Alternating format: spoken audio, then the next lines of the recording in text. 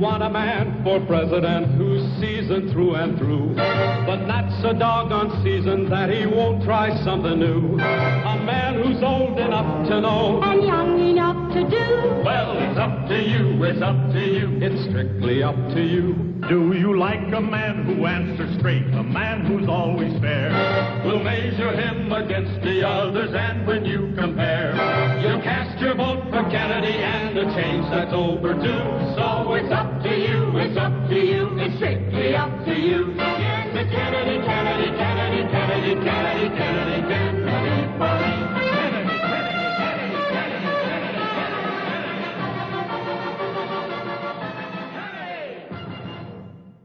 Kennedy was sworn into office January 20th, 1961. He made a strong first impression, calling for Americans to take action and support their nation. And so, my fellow Americans, ask not what your country can do for you, ask what you can do for your country. Early in his administration, President Kennedy established the Peace Corps. Through this program, which still exists today, more than 200,000 Americans have volunteered to aid people around the world in areas such as education, farming, healthcare, and construction. To this day, the Kennedys are one of the most iconic families in American history. John and his wife Jackie had 3 children: Patrick, who died just 2 days after his birth, Caroline, and John Jr. Even though JFK was busy running the nation, he remained a family man. Oftentimes, the 2 children would join him in the Oval Office. Kennedy was close with his 2 younger brothers throughout his presidency.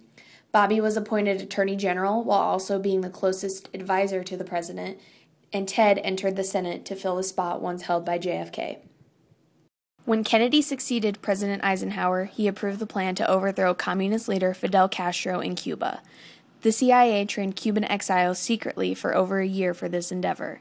On April 17, 1961, about 1,300 exiles armed with U.S. weapons landed at the Bay of Pigs.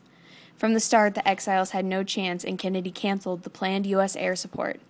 Within 72 hours, the exiles were either captured or dead.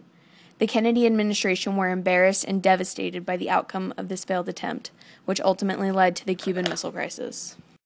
On October 22, 1962, Kennedy informed the world that the Soviet Union was building secret missile bases in Cuba.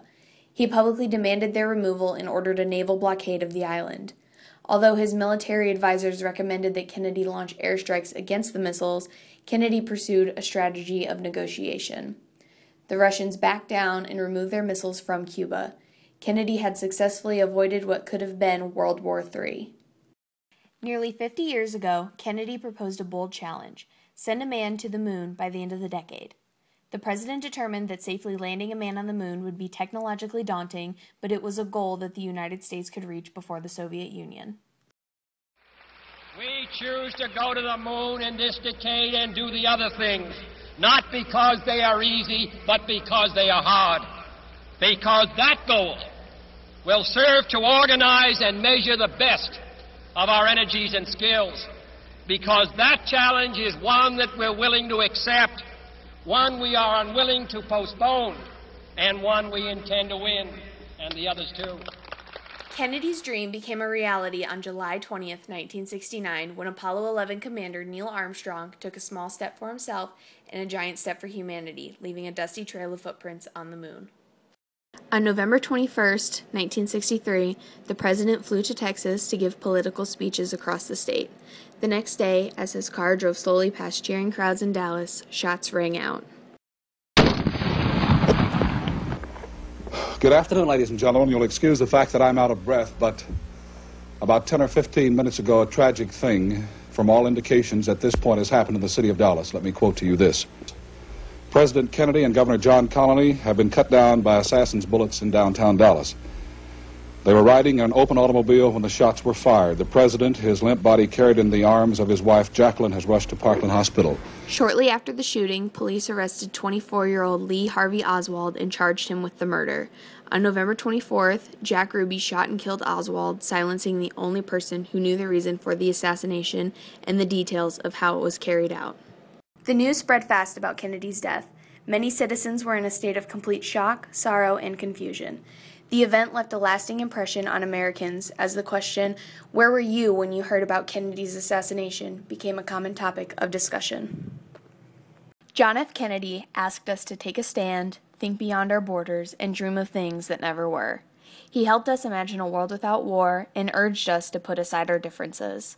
His accomplishments and tragic death left the nation with a sense of what could have been, making John F. Kennedy a man to remember.